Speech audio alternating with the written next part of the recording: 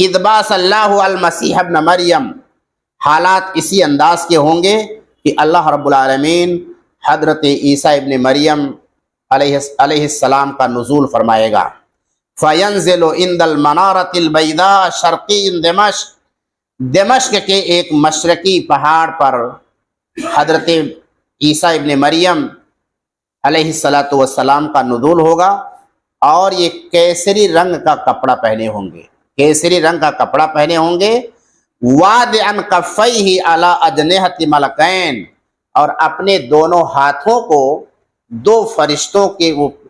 فرشتوں کے کندھے پر رکھے ہوئے ہوں گے۔ ان کے بال سے پانی ٹپک رہا ہوگا، اور پانی ایسا ہوگا جیسے موتی ٹپک رہے ہوں۔ اس طرح سے حضرت عیسیٰ علیہ السلام کا نزول ہوگا، اور جب حضرت عیسیٰ علیہ السلام کا نزول ہوگا فلا یحل لکافر یجد ریح نفسہ الا ماتا، جتنے لوگوں کو حضرت عیسیٰ علیہ السلام کے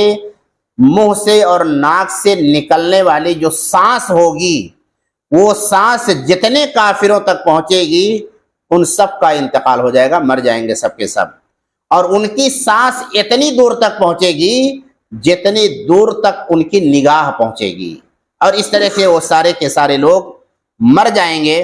اور اس کے بعد دجال کو طلب کریں گے، حتی یدرکہ باب لد فیقتلہ، یہاں تک کہ وہ لد کے دروازے پر، جس کو انگریزی میں لدیا کہتے ہیں، تو لدیا کے دروازے پر اس کو پائیں گے، فیقتلہ، پھر اس کے بعد اس کو قتل کر دیں گے۔ اور جو اہل ایمان رہیں گے،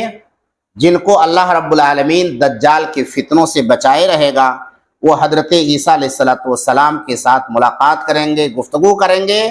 وَيُحَدِّثُهُمْ بِدَرَجَاتِهِمْ فِي الْجَنَّةِ، اور جنت میں اس فتنے کی حالت میں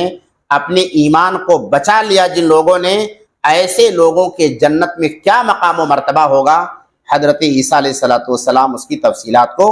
بیان کریں گے۔ اور حضرت عیسیٰ علیہ السلام جب اس دنیا کے اندر آئیں گے تو وہ نبی کی حیثیت سے نہیں آئیں گے، بلکہ رسول اکرم جناب محمد رسول اللہ صلی اللہ علیہ وسلم کی جو شریعت ہے، اسی شریعت کے مطابق وہ اس جو ہے اسلام کی تعلیمات کا نفاذ کریں گے۔